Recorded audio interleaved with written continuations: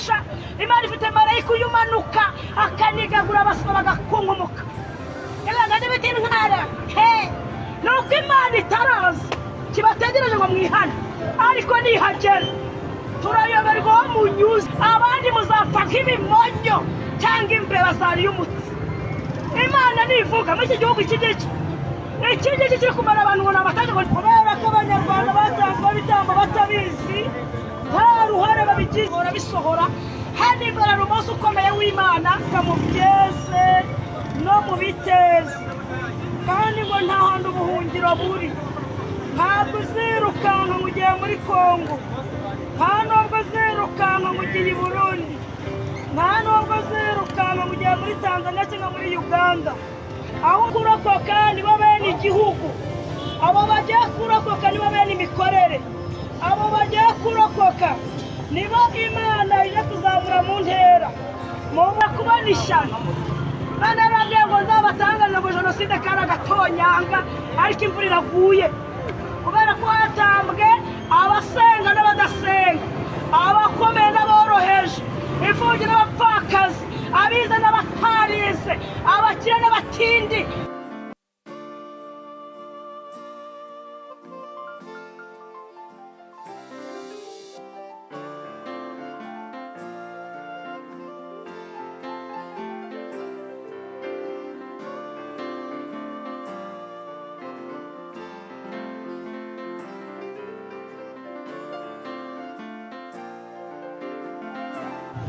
Uwiteka yibasiye inkozi z'ibibi Uwiteka yibasiye abasambanyi Uwiteka yibasiye ibisambo Uwiteka yibasiye abarozi abariganya abanyamagambo abantu bagambanira bagenzi babo ntibabishimiye n'abantu bicira abana mu nda zabo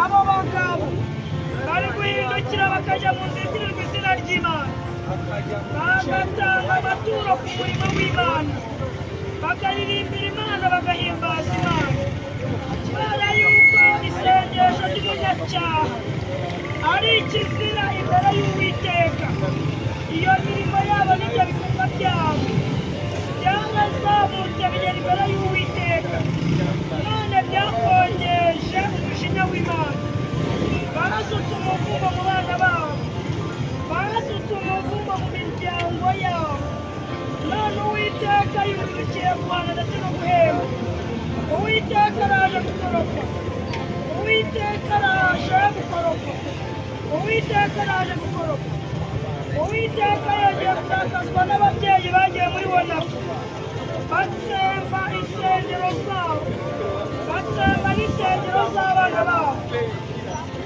ijambo ry'Imana riravuga ngo muri insengero z'Uwiteka umuntu wese utsemba urusengero Uwiteka nawe ajya kumutsembaho ubwo niko ababyeyi bagiye muri Wonafu batsemba insengero zabo n'iz'abana babo none bari guhindukira ngo bari gukorera Imana ngo bari gutanga amaturo ku murimo w'Imana ngo bari kuririmbira Imana ngo bari guhimbaza Imana kubera yuko isengesho ry'umunyacyaha ari ikizira imbere y'Uwiteka iyo mirimo yabo n'ibyo bikorwa byabo byarazamutse bigera imbere y'Uwiteka none byakongeje umujinya w'Imana basutse umuvumo mu bana babo basutse umuvumo mu miryango yabo none Uwiteka yubikiye guhana no guhemba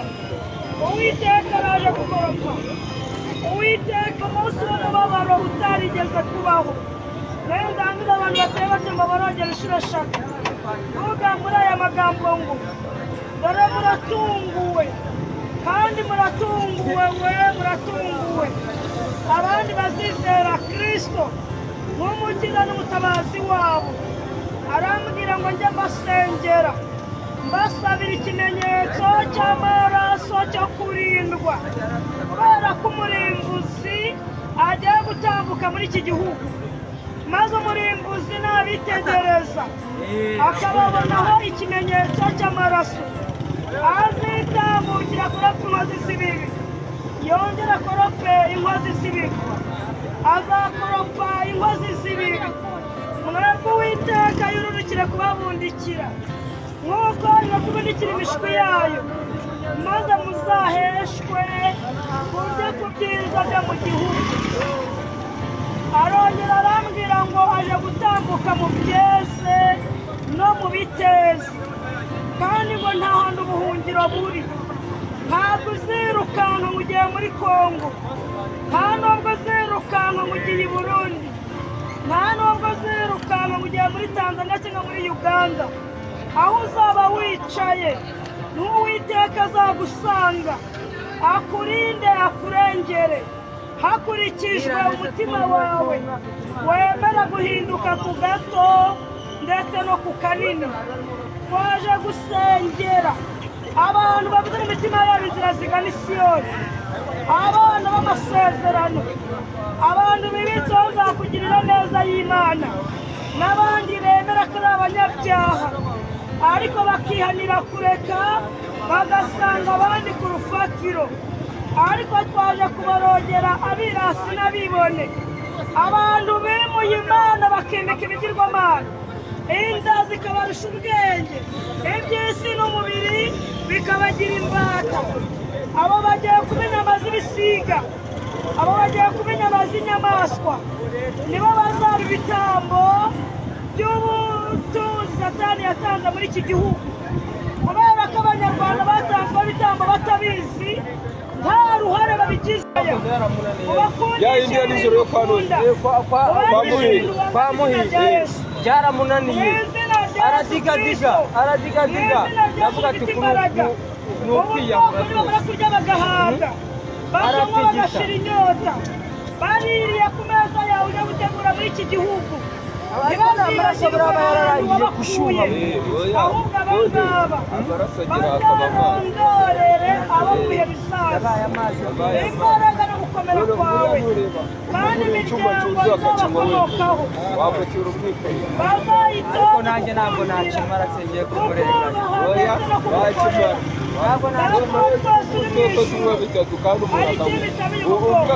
reka muvanga n'akashi mubona akashi indwara ziri mu mitwe yabo, indwara ziri mu bwonko bwabo, indwara ziri mu misokoro yabo, indwara ziri mu maraso yabo, mu bifu byabo no mu mara yabo, mu mpyiko zabo no mu mpindura zabo. Izo ndwara zanaguje y'amaraso ya Kristo n'ay'amazi byavuye mu rubavu rwa Kristo. Izo ndwara ziroshye muri ya nyenga yaka umuriro n'amazuku, ahantu bitazongera kwibukwa ukundi. Satani mushubije ibyo mu izina rya Yesu, mu izina rya Yesu Kristo, mu izina rya Yesu rifite imbaraga. Ubu bwoko nibamara kubona imirimo n'ibitangaza bakoreye, harimo no kubakiza indwara z'ibikatu zananiranye, bazagushime, bazaguhimbaze, abahize imihigo muri bo bazayihigure, kubera ko Uwiteka Imana Nyiringabo ujya ukora ibitangaza, abantu bagatangara, bakumva batakumva, ariko babandi banga kumva icyo Uwiteka aje kubakorera. Aje kubakina ku mubyimba, umunsi w'amagorwa n'uw'amakuba wabagezeho, bya bindi batinyaga byabugarije. Ariko Uwiteka Imana Nyiringabo azabanza bibutse ko umuhanuzi yari hagati muri mwebwe. Kubaha Uwiteka nibwo bwenge, kandi kuva mu byaha niko kujijuka, kubera ko nta hantu ubuhungiro buri uretse mu Mana honyine. Irabasaba kuva mu bibi mukaza mu byiza, kuko Imana yantumye ni Imana yera, yanga icyaha n'igisa nacyo, ariko igakunda abanyabyaha bihana ibyaha byabo. Ariko Uwiteka we ntacyo atabakoreye.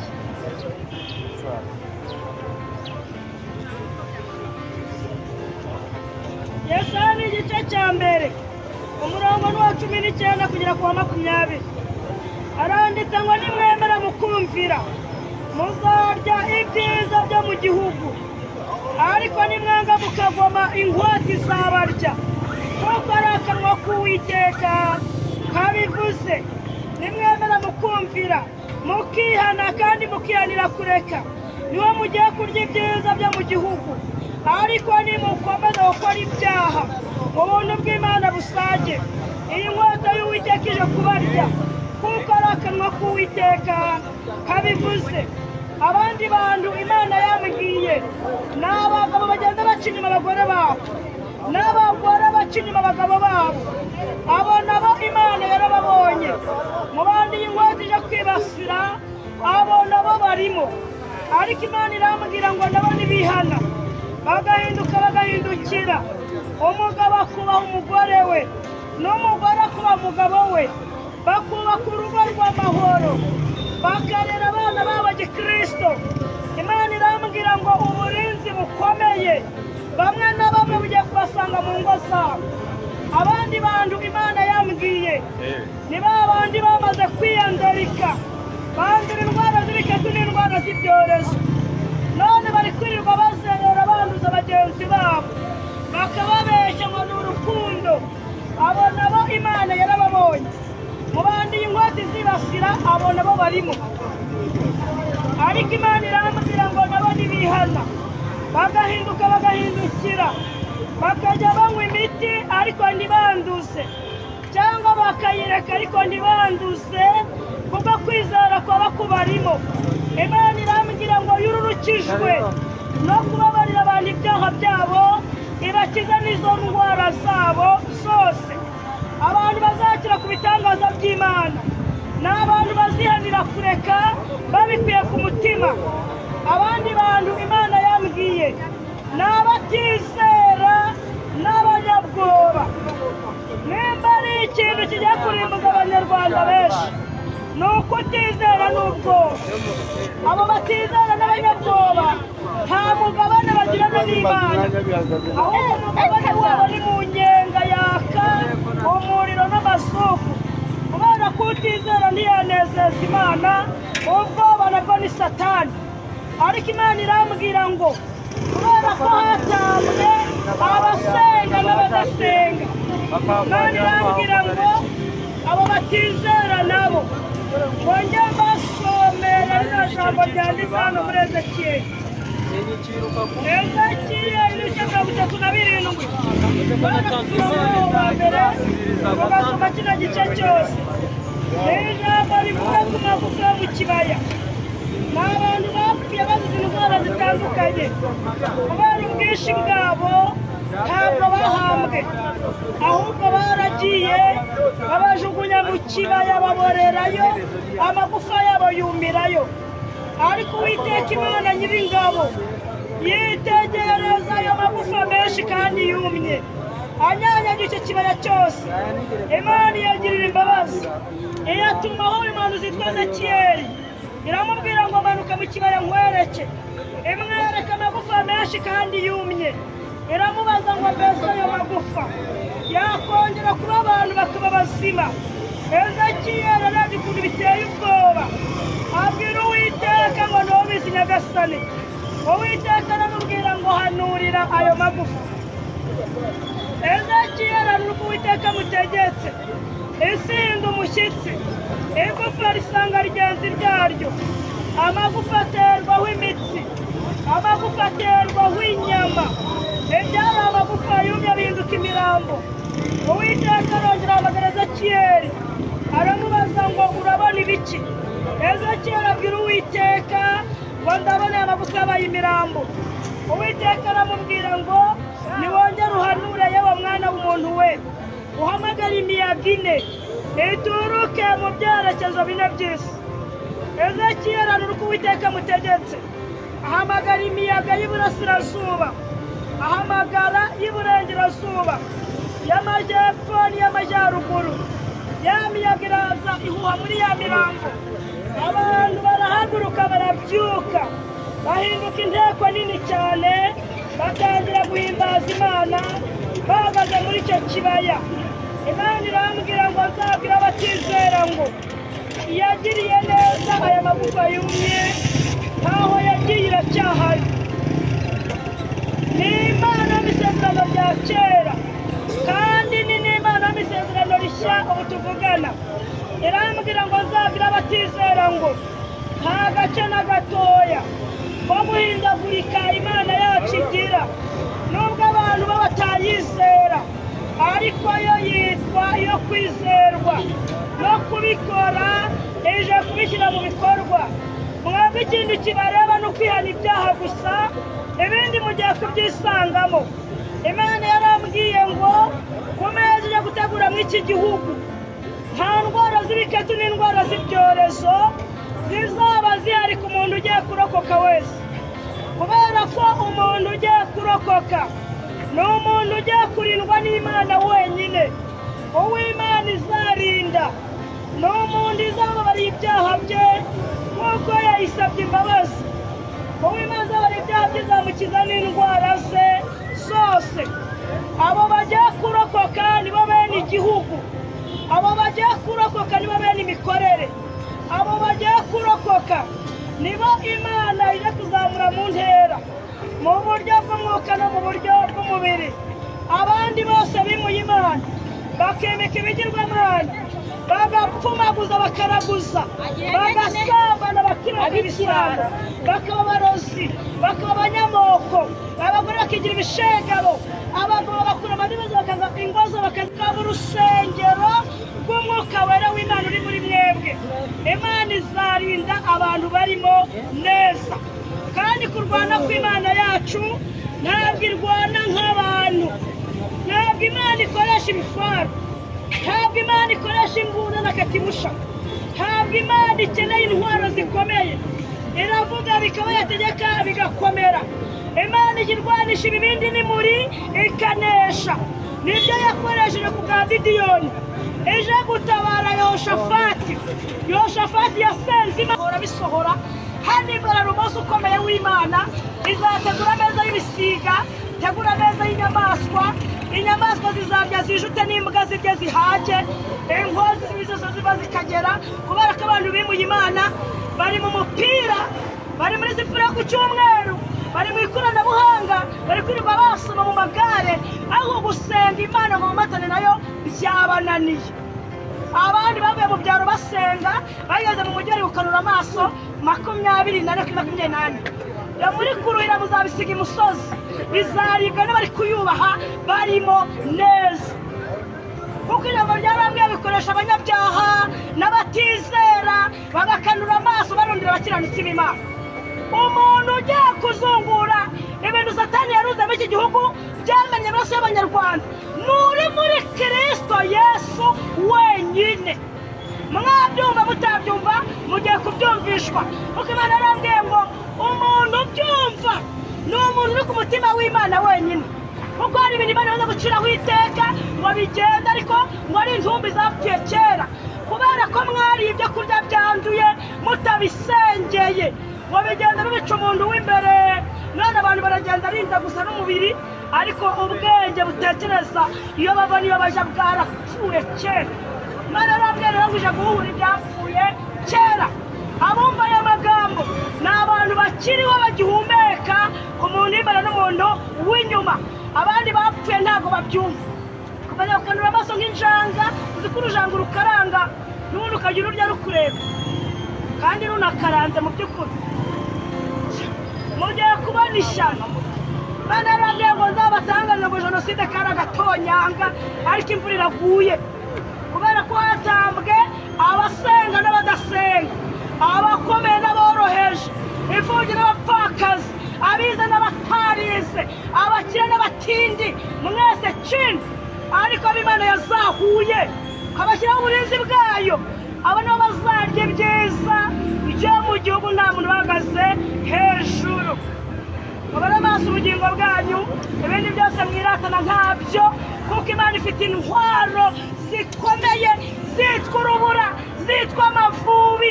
Imana ifite ibibindi nimurirwanisha. Imana ifite marayika uyumanuka akanigagura abasoma bagakunguka. Yabaga n'ibiti ntara nuko Imana itaraza kibategereje ngo mwihane, ariko nihagera turayoberwa aho munyuze. Nuko ibarindire ngo mwongere mwihane, ishyira uburinzi kubikeneye gusa. Ubu hari umuntu igishaka, hari umuntu ibidaho gahunda igenda ishakashaka kugeza ubwo nawe izamugwaho ikareba ikitegereza kabona ko yashakaga bose yamaze kubashyiraho uburinzi abandi muzapfa nk'ibimonyo cyangwa imbeba zariye umutsi Imana nivuga muri iki gihugu iki ngiki kiri kumara abantu ngo nabataje ngo ni imihanda ngo ni inkoko ngo ni inka cyamsemo Imana ikadutuma baturaho aya magambo iyabakirisha nabyo mukabyanga abenshi niryo teka bagiye gucirwaho nta rubanza Imana izagirana n'umunyarwanda wasuzugura umwuka wera w'Imana tugiye gusengana n'abemera gucika inkota y'Uwiteka bakaza muri feva y'Imana Imana ikabarinda ikabarengera ikeza igihugu ikakibagabira gitemba amata n'ubuki Uwiteka Mana yacu nyir'igihugu cyo mu ijuru abo ubundi bikabategeka bigakomera wowe wantumye kuri uyu musozi bakumvira abana amaze kuhagera intama wantumye ngo abana amaze kubabona ndabazaniye mu ngobyi y'amasengesho kugira ngo ubanze ubeze ubatunganye bababarire gukiranirwa kwabo kose babarire ibyaha byabo ndetse n'akaha shishikara ryaka ku minwa yabo maze wurukire kubabyara ubwa kabiri abantu batabyawe ubwa kabiri ikibyarwa n'umubiri n'umubiri ariko ikibyarwa n'umwuka nacyo ni umwuka ngwino wurukire kubabyara mu buryo bw'umwuka maze bahindura abana batoya wishimira bambura wa mwenda w'ubushwambagara w'ibicumuro byabo byose maze uwo mwenda urohera muri ya nyenga yaka umuriro n'amasuku ahantu bitazongera kwibukwa ukundi Satani mushubije ibyo mu izina rya Yesu